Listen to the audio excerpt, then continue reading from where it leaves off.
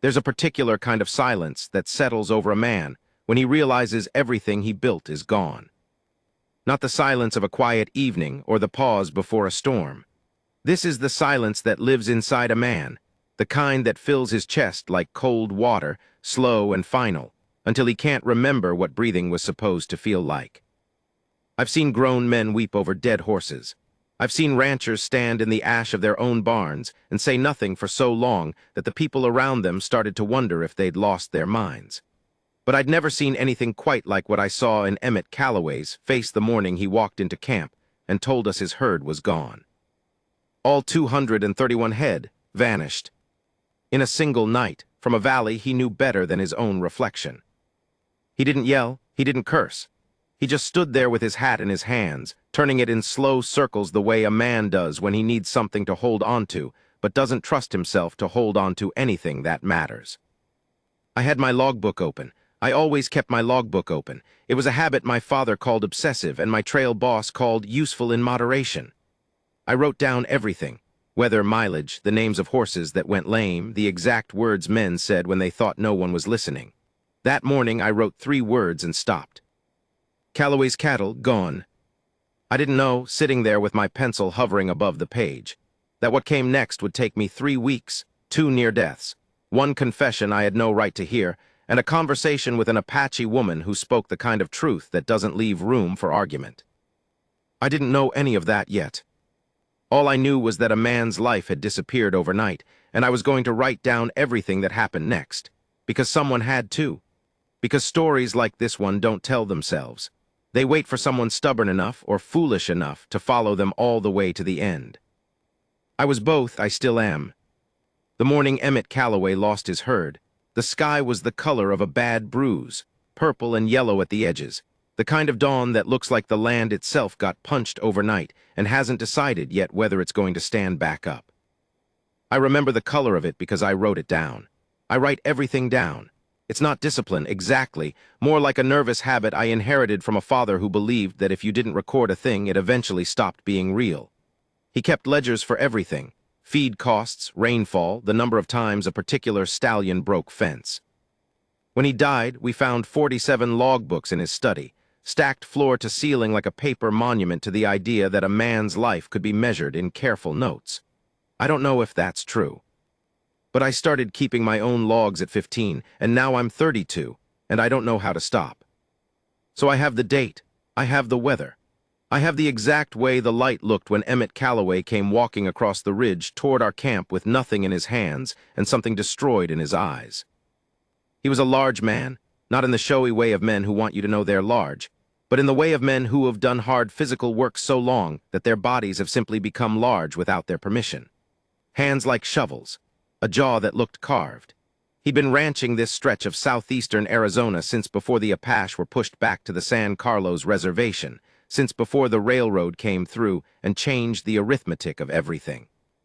He knew this land in the way that very few men actually know land, not as property, not as investment, but as something closer to a conversation he'd been having for 20 years, adding to it slowly, listening to what it said back. He walked into camp and stood at the edge of the fire, and nobody said anything for a moment because the look on his face made words feel unnecessary. Then he said simply, "They're gone, every last one." I had my logbook in my lap. I wrote Calloway's cattle, gone, and then my pencil stopped because I didn't know what to add. My name is Asap Briggs. I am, depending on who you ask, either a supply rider for the Meridian Cattle Company or a man who can't stay still long enough to become anything more specific. I ride the corridor between company operations, carrying messages, verifying headcounts, sometimes helping trail bosses solve problems that require someone willing to go places they'd rather not go themselves. It is not a romantic occupation. It smells like horse sweat and dried beans most of the time, and the pay is inconsistent. But it puts me near interesting things, and interesting things are what I collect the way other men collect land or wives or money. This was shaping up to be very interesting, in all the worst ways. There were 4 of us at the fire that morning. Myself, a veteran drover named Clarence Hooks who'd been riding with Emmett for 11 years, a young Mexican hand named Tomas Vega who was on his first real cattle drive, and had not yet developed the ability to hide what he was feeling. and a company man named Prescott Aldridge, who had never worked a day of honest physical labor in his life, but had opinions about everything, and the kind of confidence that comes from never having been seriously wrong about something that cost him personally. Prescott was already talking before Emmett finished his sentence. "Indians," he said, setting down his coffee cup with the particular authority of a man who has already decided the answer and finds the question tiresome. "Has to be. Apache raiders out of the San Carlos. I told the company this corridor wasn't secure." "Prescott?" Clarence's voice was quiet. That was the thing about Clarence. He had a voice that didn't need to rise to carry weight. Let the man speak. Emmett was still turning his hat. He'd been holding it since he walked in, rotating it clockwise in his big hands, slow and steady like a prayer wheel. He looked at the fire for a long moment, then at Clarence, then at me, probably because I was the only one with paper, and men in distress sometimes gravitate toward whoever looks like they're taking notes.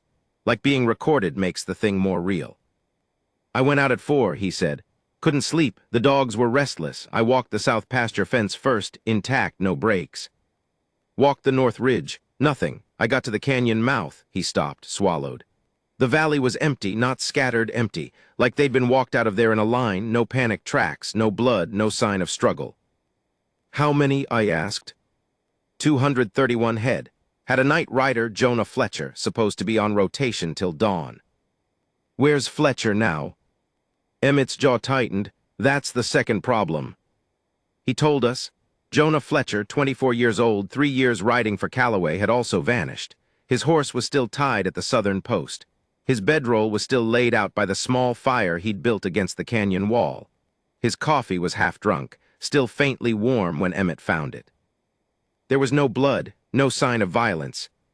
Just a man removed cleanly from the world, like someone had reached in and plucked him out. I wrote all of this down in my logbook. Tomas crossed himself quietly and stared into the fire. Prescott began composing his report to the company, out loud, to no one in particular. Clarence watched Emmett's face with the kind of careful attention that meant he was already thinking ahead, already calculating what would need to happen next. I watched Emmett's hands. The hat was still turning. We rode to the valley at first light. The canyon was a beautiful piece of geography, wide mouth, high walls of red and ochre sandstone, a creek running along the western edge that stayed fed through most of the summer. Emmett had been using it as a seasonal holding ground for 15 years. It was naturally enclosed on 3 sides, with only 2 viable exits, the wide mouth to the south and a narrow defile to the northeast that was barely wide enough for 2 cattle abreast.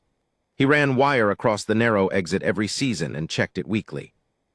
The wire was down. Not cut, not broken. Unstrung, carefully, deliberately, the posts pulled up and laid to the side in a row, the wire coiled and set against the canyon wall like someone had tidied after themselves. Prescott said, "Indians," again, with the grim satisfaction of a man watching a prediction come true. Clarence got off his horse and crouched at the mouth of the narrow defile, studying the ground. He had eyes like a surveyor, Clarence did. He could read ground the way I read pages. He didn't say anything for a while.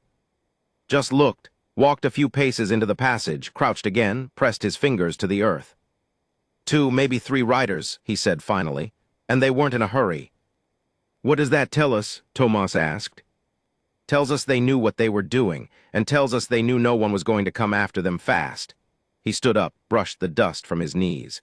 "Where's the nearest Apache presence? Not the reservation close. Who's off the reservation right now?" Nobody answered. Everybody looked at Emmett. Emmett had gotten down from his horse. He was standing near the cannon wall where Jonah's fire had been, looking at the cold ash. His hat was on his head now.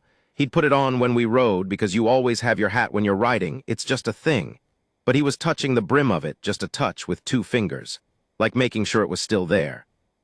"There's a camp," he said slowly. 3 miles northeast up toward the Dragoon foothills. Woman and some family, been there 2 seasons. She's not reservation. She left San Carlos a couple years back. I don't know the full story. Her name is Saya.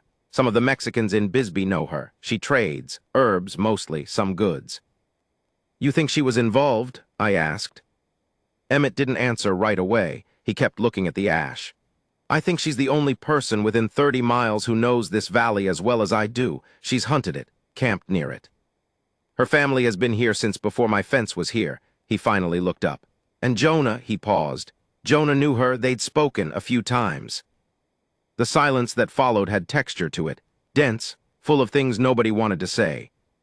Prescott wanted to send for the marshal and a company of armed riders. Clarence thought we should look at the tracks first, follow them as far as we could before the heat of the day erased them. I thought we should do both, but I also thought we should go see Saya. Nobody asked me what I thought, but I wrote it down anyway, in case it mattered later. Go see the woman. Go see her first and listen more than you talk. My father wrote something like that once in logbook number 12. I remembered it. Emmett agreed with Clarence about the tracks. Prescott agreed loudly with himself about the marshal. We left Prescott writing his report at the canyon mouth. Genuinely, we left him there with his paper and his certainty and followed Clarence northeast. The tracks held for 2 miles before the ground went rocky and Clarence lost them in the shale. He found them again, barely, near the mouth of a dry wash, and then they diverged, some cattle sign heading northwest, some circling back in a way that didn't make sense. Like the herd had been split or turned or redirected. "I don't understand this," Clarence admitted. And Clarence admitting he didn't understand something was the kind of moment worth documenting. I wrote it down. Emmett sat on his horse at the edge of the shale and looked northeast, toward the Dragoon foothills, where the land rose in long brown waves toward the shadow of the mountains. His face had settled into something, not calm, more like the opposite of panic. The thing underneath panic after the noise stops, a kind of hollow determination. "I'm going to see Saya," he said. Clarence looked at him carefully, and if she was involved. "Then I'm going to understand why," he turned his horse. "Before I do anything else, I'm going to understand why." We rode northeast. I want to describe what that ride felt like, not the physical geography of it, which was arroyos and scrub oak, and a sun that had decided by 9 in the morning to be serious about its intentions, but the emotional texture of riding alongside Emmett Calloway through the worst morning of his adult life. He didn't speak. He didn't look at his surroundings the way a man usually looks when he's navigating familiar land. He looked through his surroundings, like a man who had the landscape memorized and was now using that memorization as a way to avoid thinking about what he was riding toward. I rode a few lengths behind, which was my habit, close enough to observe, far enough to not intrude. And I watched him, and I thought about what 231 head of cattle actually meant to a man like Emmett Calloway. It meant 20 years. It meant the work of his hands and the decisions of his mornings and the losses he'd taken in bad seasons and the small gains he'd rebuilt around those losses. It meant his father's stock and his own additions and the careful breeding decisions he'd made for a decade to bring quality up to a standard he was proud of. It meant everything he would leave behind him, because Emmett Calloway had no wife, no children, no family waiting for him anywhere. He had his land and his herd, and the knowledge that he'd made something from nothing in a country that didn't make that easy. All of that was gone, and he was riding toward the one person who might know where it went. Camp was smaller than I expected. 3 structures, 2 of them traditional low-brush shelters, one a canvas-sided addition that looked like it had been built in negotiation between 2 different ways of understanding shelter. There were drying racks near the creek with bundles of herbs and roots hanging in the still air, sending up a dusty, medicinal smell that mixed with the water smell from the creek and became something that was almost pleasant. A fire in a stone ring, low and controlled. Blankets. Tools, the careful arrangement of a life lived close to the ground. 2 children disappeared into the larger shelter the moment they saw us coming. A teenage boy, maybe 16, stood near the drying racks and watched us with a face that revealed nothing. Absolutely nothing, not hostility, not fear. Just a watchful completeness that made me feel suddenly observed in a way I wasn't used to. And then Saya came out of the canvas shelter. I'm going to try to describe her accurately, because accuracy matters and because she deserves it. She was not young, mid-40s maybe, with the kind of face that makes age feel irrelevant, that looks like it's been honest with the sun and the wind and doesn't regret it. She was not tall. She moved with the specific unhurriedness of a person who has calculated that rushing rarely improves anything. Her hair was dark, threaded with gray, pulled back. Her eyes, when she turned them on Emmett, were the kind of dark that contains information. She looked at Emmett for a long moment. Then she said, in English that was careful and direct and contained no unnecessary words, "You found your camp empty this morning." It wasn't a question. Emmett stopped his horse. His jaw tightened. His hands, I noticed, had gone to the hat again, but he was mounted, so he caught himself, pressed his palms flat against the saddle horn instead. "Yes," he said. She looked at him for another moment. Then she looked at me briefly, assessing, and then at Clarence. She seemed to be deciding something, running a calculation behind those dark, information-containing eyes. Then she said, "Get down. I'll tell you what I know." And that was the moment I knew this story was going to be longer than I'd planned. I opened my logbook to a fresh page. I wrote the date, the time, and the way the medicinal herbs smelled in the still morning air. Then I waited, because something told me that whatever came next needed space to arrive in its own order, and that the worst thing I could do was rush it. I have my father's habit of recording things. I have his belief that a thing unrecorded eventually stops being real. Sitting at that fire, watching Emmett Calloway dismount, and stand in front of a woman who clearly knew something the rest of us didn't, I felt something I don't usually let myself feel during the working part of my days. I felt afraid. Not of the woman. Not of the situation, exactly. Afraid of what the truth was going to look like once it came out, and whether Emmett was going to be able to carry it. Some truths are made of the kind of material that doesn't distribute weight evenly. Some truths land all at once, right in the center of a man's chest, and either crack something or don't. Saya sat down across the fire from Emmett. She looked at the flames for a moment, just a moment, like she was arranging something inside herself. Then she began to speak. She didn't begin with the cattle. That was the first thing that surprised me. I had my logbook open, pencil ready, prepared for the practical information. The where, the how, the who moved your herd, and in what direction. That's the kind of information I'm trained to receive, the kind that fits in columns and can be verified against other sources. Numbers, facts, coordinates that a man can ride toward and confirm. Saya didn't begin with any of that. She began with water. 3 summers ago, she said, her voice unhurried, her eyes on the fire. The creek that runs through the valley your cattle used, it went shallow. You know this. Emmett nodded slowly. He was sitting across from her, elbows on his knees, hat in his hands again. The hat was his tell. I'd cataloged it in my logbook an hour in. When Emmett Calloway was trying to manage something he couldn't manage with his hands, the hat came off and went into his hands, and he turned it, and the turning was the closest thing to speech that his body produced without his permission. The creek went shallow because something changed upstream, Saya continued. A beaver dam and then a rock slide above the dam, and then the way the water moved changed. For a season, the valley stayed wet enough. The second season, it didn't. She paused. Your cattle were already thin last winter. You lost 14 head in February. Emmett's hands stilled on the hat. I lost 12. 14, 2 more in the eastern draw. You didn't find them until spring, and by then, she made a small gesture, flat-palmed, the kind that means it no longer mattered. Emmett stared at her, then looked at the fire, then back at her. There was something happening in his face, a kind of recalibration, like a man who's been looking at a map sideways for so long that when someone finally turns it right side up, he has to rebuild his understanding of where he is from scratch. How do you know that? He asked. Because I found them, she said simply, and because I have been watching this valley for longer than you have been using it. Clarence beside me shifted slightly. I wrote the word watching in my logbook and circled it twice. Last month, Saya continued, the water in the main channel dropped below what your herd needs to stay healthy through August, below survival threshold for animals that size in this heat. I know this because my family's horses use the same source, and I've watched the level every morning for 2 years. She looked at Emmett directly.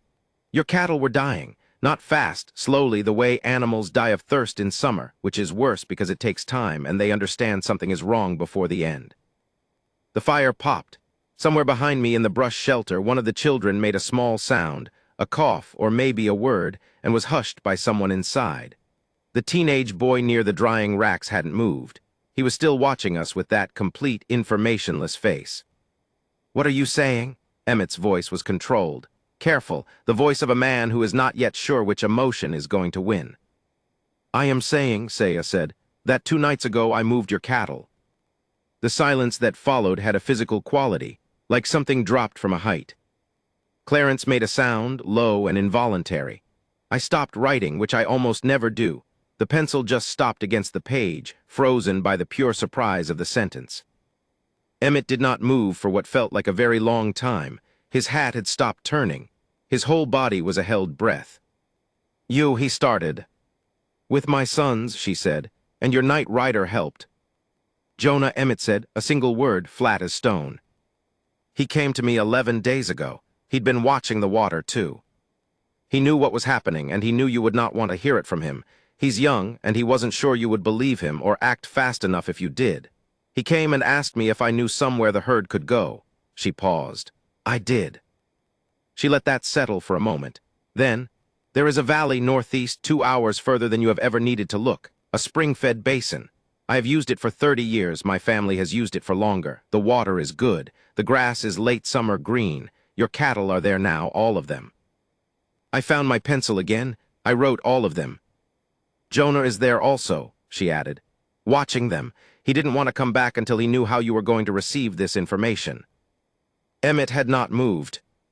He was looking at the fire now, not at Saya, and I watched his face go through 3 or 4 things in quick succession, none of them simple, none of them the kind that have clean names. Relief was part of it, disbelief.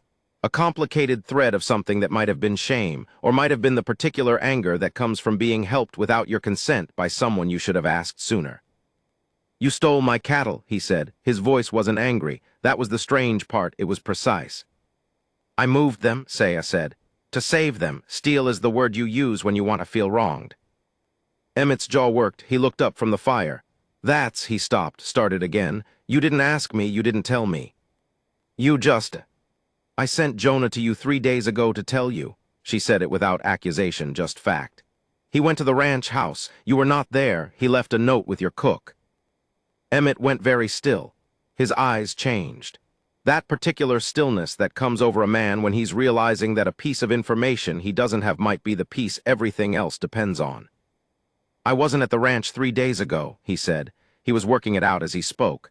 "I was out checking the northern fence with Diego, 2 days in the field." "The note," Saya said simply. "Did you receive it?" He looked at Clarence.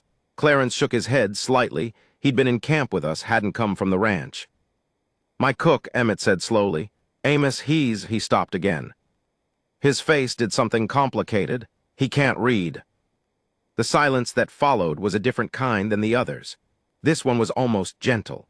The silence of a simple explanation landing in a complicated moment, smoothing certain jagged edges while revealing others. I wrote in my logbook, the note, "Amos, the cook who couldn't read." Then I wrote, "This is how disasters are made. Not by malice, by the small gaps between what we assume and what is." 3 days ago, Emmett said, to himself or to the fire or to the particular species of hindsight that always arrives too late. I rode out looking at water levels and didn't see what was right in front of me. And Jonah, he exhaled, long and deliberate. He was trying to protect me. "He was trying to protect the cattle," Saya said. "But yes, he was also trying to protect you." That distinction hit something in Emmett's face. I watched it hit. There's a particular expression a man gets when someone says something true about him that he hasn't found the words for himself. A slight opening, like a door moving inward under pressure it was already carrying. He looked at her then, really looked at her, without the defensive screen of grievance that had been in his eyes since we'd arrived. "Why didn't you just let them die?" he asked. "They're not your cattle, the water situation, that's not your problem. You could have done nothing." Saya was quiet for a moment. She looked at the fire, then at the boy near the drying racks, then back at Emmett. The calculation behind her eyes was different now, more personal. "My family has been using this land for," she thought about the word, seemed to decide against a more specific one. "For time you cannot count by seasons. The valley your cattle use is land my grandmothers walked. My children have played in that creek. I know every bend of it." She paused. "When you came 20 years ago, I watched. When your fence went up across the northeast defile, I watched. When you brought more cattle than the land was built for in a dry year, I watched." She said all of this without heat, without the edge of accusation, just information. I could have done nothing many times. I did nothing many times because it was not my place and not my business. Her eyes moved to Emmett's. But watching 231 animals die slowly in a valley that I love, that became my business. Maybe more than yours. Emmett received this. I don't know how else to describe it. He didn't argue, didn't flinch away. He received it like a man standing in rain that he can't stop and has decided to stop running from. I've been overstocking, he said. It wasn't a question. Yes. For how many years? 3, perhaps 4. Another long silence. Clarence was very still beside me. I wrote overstocking and circled it, then felt suddenly ashamed of my circling like I was annotating a man's private reckoning. The water level, Emmett said. You said it dropped below survival threshold. If I'd brought them back in the fall, restocked the valley. The problem would have returned next summer, Saya said. The spring that fed the creek has shifted. These things happen. The land changes. The question is whether you are willing to change with it. Emmett looked at her for a long moment. Then he put his hat back on his head, which I'd begun to understand meant he was moving from receiving to deciding. Hat off was vulnerability. Hat on was direction. Take me to them, he said. Saya looked at him. The valley. My cattle, Jonah, take me there. She considered this. Looked at him, really looked with that assessing steadiness that I was beginning to understand was not suspicion but precision. She was reading him. Determining whether what she saw was a man who had heard something and was willing to carry it, or a man who had heard something and was going to spend the next days building a case against it. Whatever she saw, it seemed to satisfy her. She stood, she said something over her shoulder in Apache toward the canvas shelter. The teenage boy near the racks moved, disappeared around the back of the structure. Sounds of preparation, animals, equipment. Then she turned back to Emmett and said something that I have thought about many times since, turning it the way Emmett turned his hat, examining each surface of it. The valley I am taking you to, my family's valley, no map your company makes shows it. No survey line claims it. When you see it, you will want it. You will see its water and its grass, and you will begin to calculate. She held his eyes. I need you to understand before we ride that I am not showing it to you as an invitation. I am showing it to you because your cattle are there, and because you needed to see what good water looks like so you can stop pretending the other valley is still sufficient. She paused. The valley stays mine. Emmett looked at her for a long moment.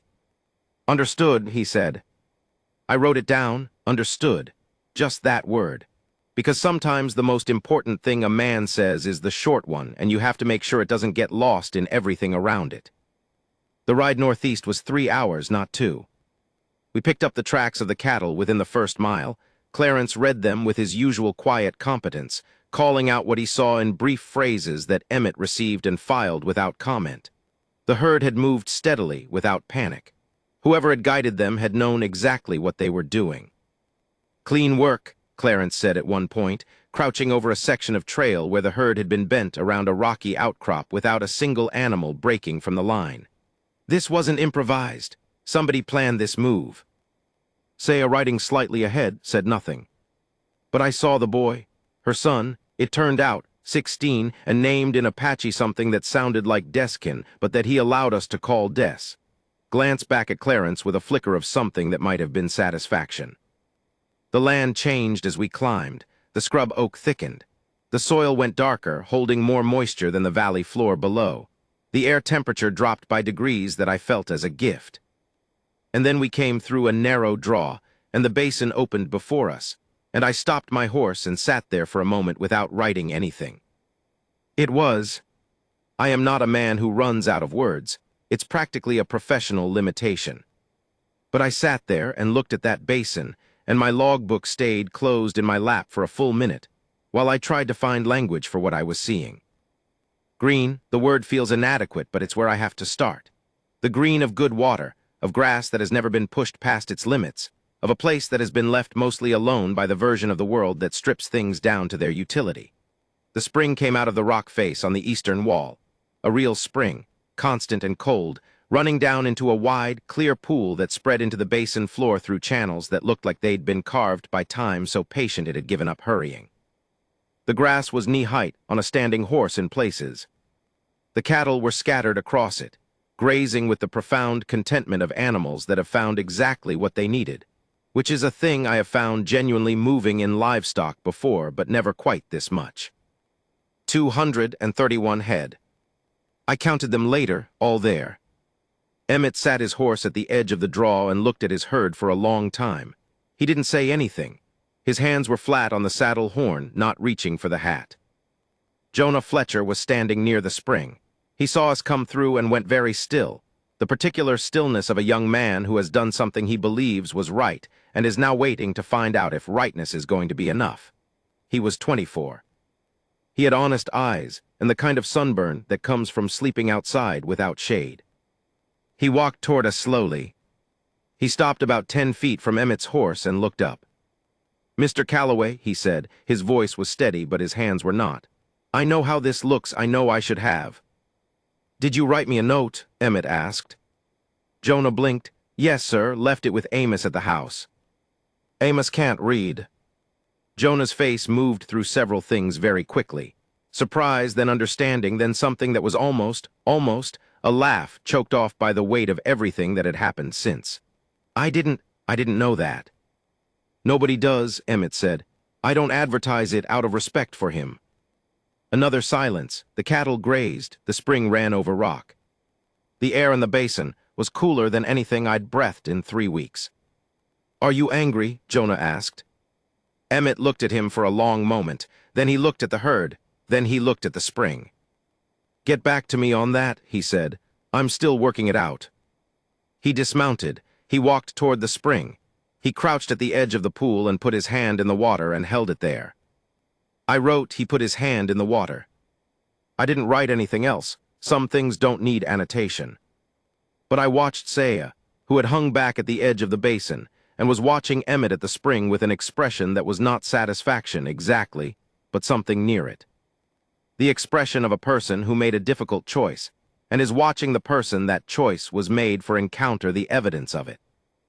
I thought about what it had cost her, not the physical effort, though moving 231 cattle 3 hours through rough terrain with 2 sons and a night rider in the dark is not a small physical undertaking.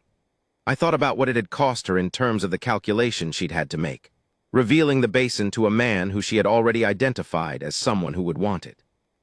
Bringing a rancher, with all the infrastructure and legal claim-making capacity that word implies, to a place that her family had kept safe by keeping it unknown.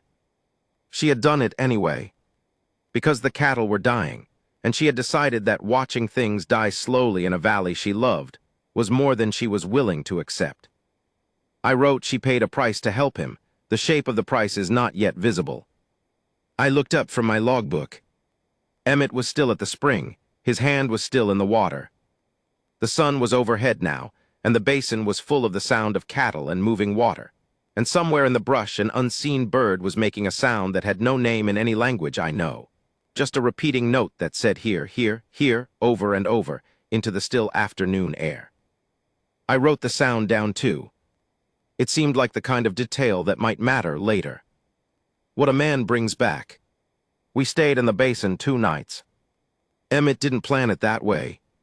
He'd ridden out to find his cattle and retrieve them, and the original intention, the hard, practical rancher's intention, was to assess the herd, confirm the count, and begin the drive back to a pasture with an intact perimeter fence. Get things back in order. Restore the shape of the operation. That's what you do when something has gone sideways. You return it to the configuration you understand. But the first night, we didn't leave.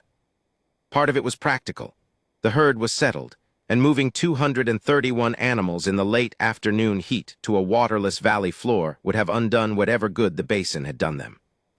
Part of it was Clarence, who said, with his typical absence of drama, that some of the animals showed stress signs in their gait and needed another 24 hours before a long drive would be humane. Both of those things were true. But I think the real reason Emmett didn't leave was that he wasn't finished understanding something yet, and somewhere in the part of himself that ran deeper than the practical rancher's mind. He knew that leaving before he finished understanding it would mean he'd have to do this all again in some different form, somewhere down the line. I know that quality in men. My father had it. I have it. It's not comfortable to have, but it tends to prevent certain kinds of repetition. We made camp at the edge of the basin, downstream from the spring. Saya and her sons, Des and a younger one, maybe 11, who watched everything with enormous dark eyes and said not a word, camped 50 yards further near the rock face. The arrangement was respectful and slightly formal, like two parties who have negotiated a ceasefire and are still working out the terms of whatever comes after. The first evening, nobody talked much. We ate. Joan attended the fire and answered Clarence's quiet questions about the cattle drive, the timing of it, the route, the decisions he and Des had made to keep the herd calm through the narrow passes in the dark. Clarence listened with the focused attention of a man who is genuinely impressed but won't say so directly, because saying so directly would feel like more weight than the compliment is meant to carry. Emmett sat apart. He had his hat, and he had a tin cup of coffee, and he had the particular silence of a man deep in private arithmetic. I sat nearby, close enough to write what I observed, far enough not to be intrusive. My logbook was open. I was writing things down because that's what I do, but also, and I noticed this only later, reviewing the pages, I was writing more slowly than usual, more carefully, like I was aware that whatever was happening in that basin was the kind of thing that could be damaged by too much annotation, that some truths need room to breathe before they get fixed on a page. Around the second hour of darkness, Emmett got up and walked toward Saya's camp. I watched him go. I didn't follow. Clarence looked at me, and I shook my head slightly, and Clarence went back to minding the fire, which he did with a thoroughness that might have been discipline or might have been the same instinct I had, that some conversations need to not have witnesses. I could see them from where I sat, two figures in the low firelight 50 yards away facing each other. I couldn't hear the words. I wrote Emmett walked to her camp. They talked. I did not follow and I did not listen. Some things I record only as having happened. That felt like the right call, still feels like it. What Emmett told me later, over the next 2 days, in fragments and asides, the way men tell the important things, I'll put together here as best I can reconstruct it. He went to apologize, not for the situation specifically, but for the longer context of the situation, for 20 years of using a valley without ever asking who else used it, without ever calculating what sustained use would do to its water table, without ever learning the name of the woman who moved through that landscape like she was part of its grammar. He went to say, I should have known you were here. I should have asked. Instead, I built fences and assumed the empty spaces around them were actually empty. He said it badly, I think. Emmett was not a man who had practiced that kind of speech, and the words probably came out at angles. But Saya had 30 years of reading country that other people thought was empty, and she could read the terrain of a man's intention clearly enough. She told him 2 things, as near as he could reproduce them. The first, that his apology was noted, and that she didn't require it to be elaborate. That what mattered now was not the reckoning of the past 2 decades, but the decisions of the next several years, and specifically what he was going to do about the valley and the water and the habit of pushing land past what it could bear. The second thing was the one that stuck with him. She said, the land does not hate you for what you didn't know. It only asks that you learn and that the learning changes what you do. If you learn and do the same thing, that is a different kind of thing than ignorance. That is a choice. Emmett told me this on the second morning, sitting at the spring, watching the water come out of the rock. He said it slowly, the way a man repeats something that he's been turning over for hours, testing the edges of it. She's talking about the whole operation, he said, not just the water, everything. I waited. I've been running this ranch the way my father ran his, the way his father ran his. You learn a thing that works, you do the thing, you don't. He stopped, put his fingers in the water, pulled them out, wiped them on his knee. You don't ask the land if it's keeping up with you, you just assume it is, because it always has been. Until it isn't, I said. Until it isn't, he looked at the water. She's been watching this valley decline for 4 years, 4 years, Asa. She could see it happening, and I couldn't because I was looking at my ledger book instead of my land. I wrote ledger book, land, 2 different scales of vision. What are you going to do? I asked. He was quiet for a moment. Not bring them back to the southern valley, not yet, probably not at all until the spring recovers if it does. He looked up at the basin. Talk to some people about the upstream situation, see if the blockage can be addressed. Reduce the herd size. I've been running at margins I can't sustain anyway, Prescott's projections notwithstanding. A breath. Start paying attention to what's actually in front of me. And the basin? I asked carefully. He shook his head, hers. She can't prove that legally. No title. I know what the law says. His voice was even.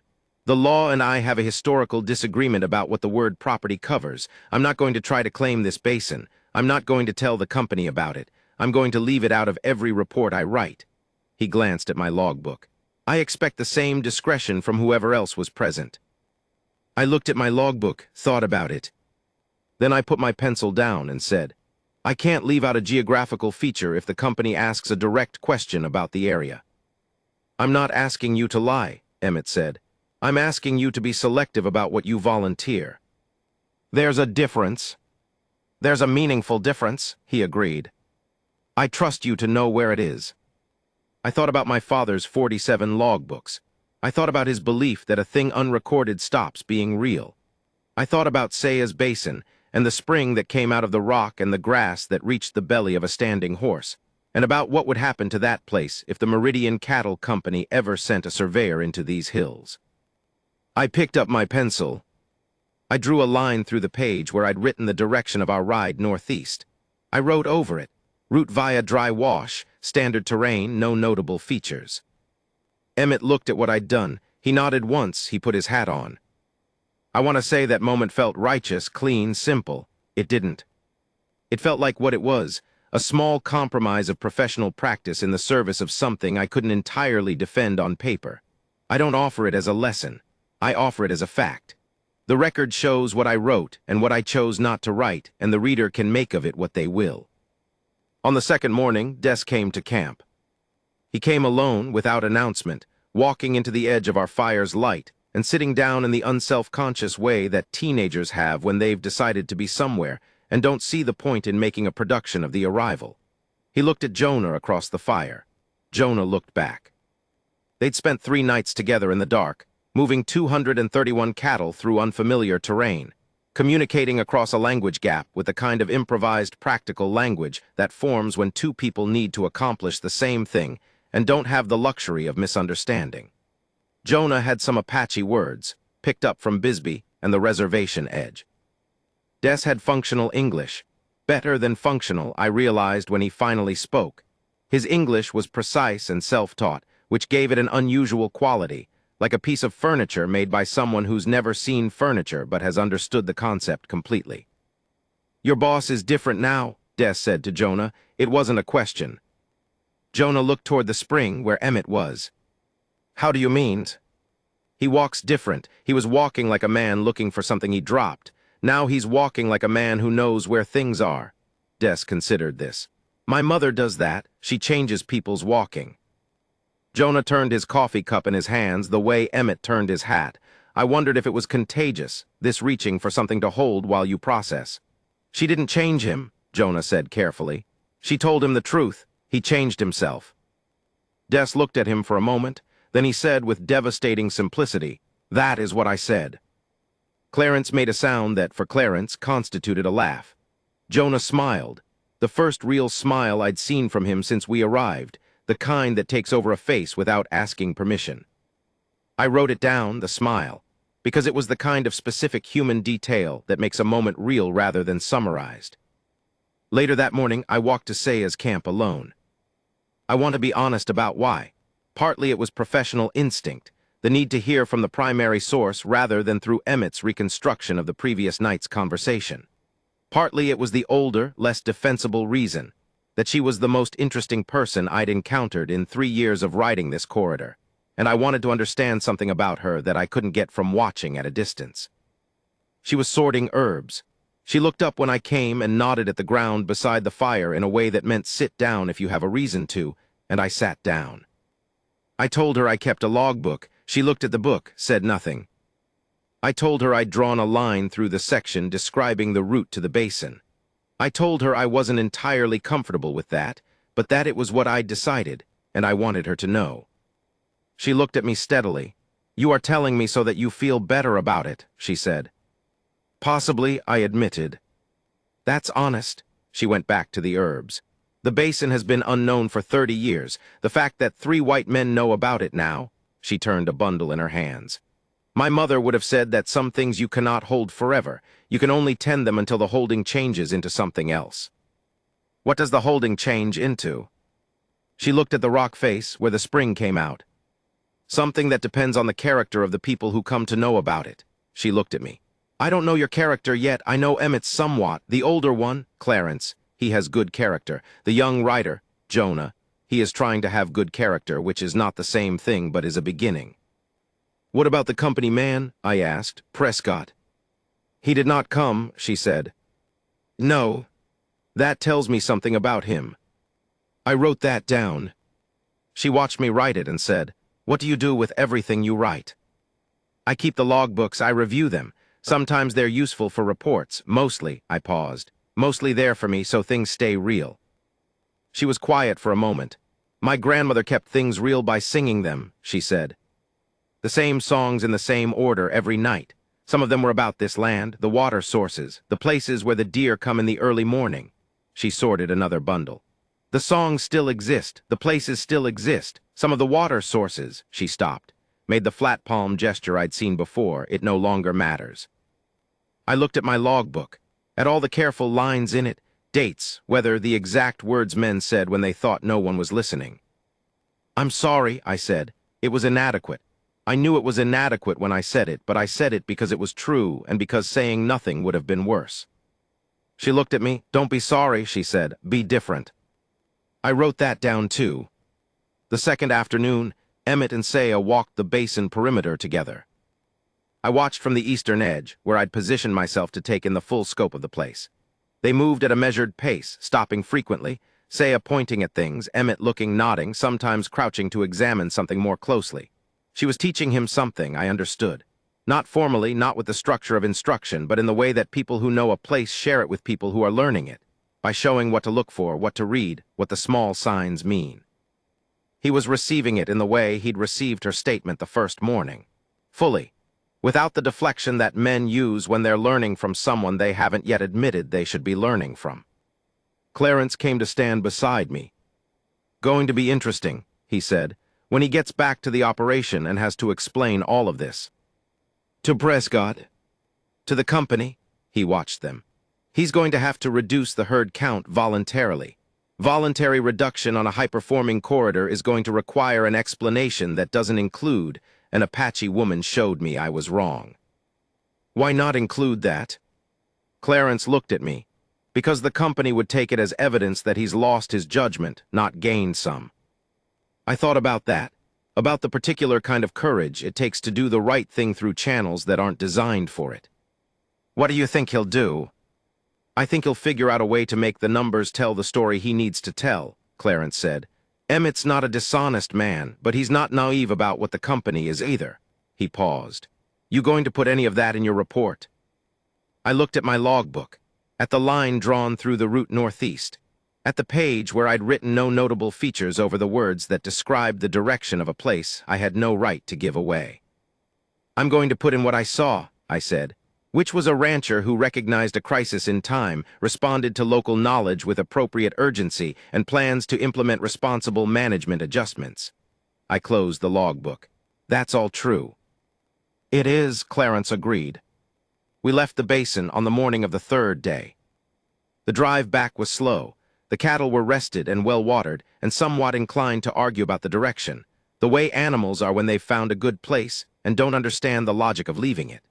Jonah and Des worked the rear and flanks together with the fluid, low communication efficiency of people who'd already learned each other's language through 3 nights in the dark. Clarence rode point. Emmett rode along the western edge, watching his herd with the careful, proprietary attention of a man who has come very close to losing something, and is not yet entirely sure of the distance that remains between him and that loss. We parted with Sayer at the basin mouth. She and Des and the younger boy, who I never heard named, who watched us go with those enormous, recording eyes, stayed behind. The parting was brief, not cold but not sentimental either. Saya was not, I had learned, a person who performed emotion for the benefit of an audience. She felt things with precision and expressed them the same way. She said something to Emmett in Apache, something brief. He looked at her. What does that mean? She looked at him for a moment, then at the basin behind her, then back. It means, she paused, finding the English. It means the land will remember even if you forget, so try not to forget. Emmett held her gaze, then he nodded, put his hat on, turned his horse. We rode south. The drive took the better part of 2 days. We pushed the herd back toward the ranch through the cooler hours and rested through the brutal midday heat, which was a concession to the cattle's welfare that Prescott, when we eventually reached him at the canyon mouth, found bewildering. Prescott had, in our absence, managed to summon a deputy from Bisbee, compose 4 reports of increasing length and alarm to the company, and develop a comprehensive theory involving coordinated Apache cattle theft that he was ready to present as established fact. We told him the cattle had been recovered. We told him there had been a miscommunication about the night rider's departure. We told him the herd had been at a temporary watering location while the valley's water situation was assessed, and that Emmett was implementing management adjustments. Prescott looked at us, who moved them. "We sorted it out locally," Emmett said. "Everything is accounted for." "But who?" "Prescott?" Emmett's voice was quiet the way Clarence's voice went quiet when he needed it to carry weight. "The cattle are back, all of them. There is no story here for the company. There are some management changes I'll detail in my own report. That's the end of it." Prescott looked from Emmett to me. I kept my face neutral and wrote something in my logbook. Nothing meaningful, just the date and weather, but it had the effect of making me look occupied and official-looking record-keeping tends to discourage follow-up questions. Prescott decided to leave the next morning. He gave me his reports for the company file, which I received and planned to attach to my own much shorter summary document in a way that would ensure his came second rather than first in the reading order, which is a small bureaucratic act of deliberate minimization that I am comfortable defending. Jonah stayed. The night before Prescott left, Jonah found me at my usual spot near the fire and sat down and asked me something that I've been thinking about since. Did I do the right thing? I looked at him, 24 years old, sunburned, honest-eyed, carrying the weight of a decision that he'd made alone in the dark in a situation where doing nothing was also a choice. "What does your gut say?" I asked. "My gut says yes. My head says I should have tried harder to reach Mr. Calloway directly, should have ridden out to find him instead of leaving the note." "You're probably right about the note," I said. "Hindsight on the logistics, yes, but the core decision," I thought about how to say it. "You saw something that needed doing and you did it through the one available channel, and the outcome was the cattle survived." "The outcome could have been different," he said. "Outcomes can always be different," I said. "You make the best decision you can with the information you have in the time you have to make it. Sometimes that looks like wisdom in retrospect, and sometimes it looks like luck. This time it looked like both." I paused. "Write it down, what you knew, what you decided, what happened, so you have a record that isn't filtered through how it felt." He looked at my logbook. "Does that actually help?" I thought about 47 logbooks stacked floor to ceiling. About a man who believed that a thing unrecorded stops being real. About a basin full of spring water and grass that no company map would ever show. "Not always," I said, "but it's better than the alternative." He nodded, went back to the fire. I opened my logbook. I wrote for a long time that night, longer than usual, longer than the situation strictly required. I wrote what Saya said about her grandmother's songs. I wrote what Des said about his mother changing people's walking. I wrote the smell of the herbs on the drying racks and the sound of the spring coming out of the rock and the look on Emmett's face when he put his hand in the water and held it there. I wrote, what does a man bring back from the place where he almost lost everything? Not the cattle, or not only the cattle. He brings back a different way of looking at what he has. A different understanding of what the word his actually contains and what it doesn't, and what it was always going to cost him to believe the difference didn't matter. I looked at that for a moment, then added, the basin is green in August. I have not told you where it is. I don't intend to. 2 weeks later, I filed my report with the Meridian Cattle Company. It described a water management issue identified and resolved, a temporary relocation of herd stock, a rancher implementing voluntary reduction protocols in accordance with sustainable land use principles that the company had been advocating in its annual guidance documents. It described the terrain as standard. It noted no unusual features. Prescott's longer reports are in the same file. I arranged for mine to come first. I don't know what happened to the Southern Valley. I don't know if the upstream situation resolved, or if the spring continued its slow retreat, or if Emmett found another arrangement. I was back on the corridor within a week of submitting the report, riding toward the next thing. I know that Jonah Fletcher stayed on with Emmett's operation. I know this because Emmett mentioned it in a note he sent to the company office, citing Fletcher's initiative and local knowledge as an operational asset. The note was brief and factual, the way Emmett wrote. But there was a word in it, initiative, that I recognized as carrying weight beyond its dictionary definition, and I was glad he'd used it. I know that Des came to Bisbee twice in the following months, trading herbs and some dried goods at the Mexican market on the eastern edge of town. Jonah was there on one of those occasions. I was told by a contact who'd seen them. They had coffee together at a table outside the market. My contact said they talked for an hour, in a mixture of English and Apache, and some improvised third language that seemed to be mostly gesture and shared context. I would have liked to have been there for that. I would have taken good notes. Sayer I did not see again. I don't know if I will. But I carry what she said to me, don't be sorry, be different. The way I carry the good things I've collected over the years of riding this corridor. Not always consciously. Just there, like weight distributed correctly, like a load balanced for the long haul rather than the sprint. My logbook from those 3 weeks is volume 19. I have 23 volumes now, stacked in a corner of the room I rent in Tucson. Not 47, not yet, but I'm getting there. I think about what Saya's grandmother did, singing the land to keep it real. The water sources, the places where the deer come in the early morning. I think about a basin filled with knee-high grass and a spring that comes out of the rock face and runs, cold and constant, into a pool that has no name on any company map. I think about the 231 animals that came back from nowhere, that were never really gone, just moved by hands that understood something the owner didn't yet, into a place that knew how to hold them. I think about what it costs a person to do that kind of thing, and about what it means when someone pays that cost for you without being asked to, and about whether you can ever fully return something that was given in that particular way. I don't think you can. I think you can only try to become the kind of person who deserved it.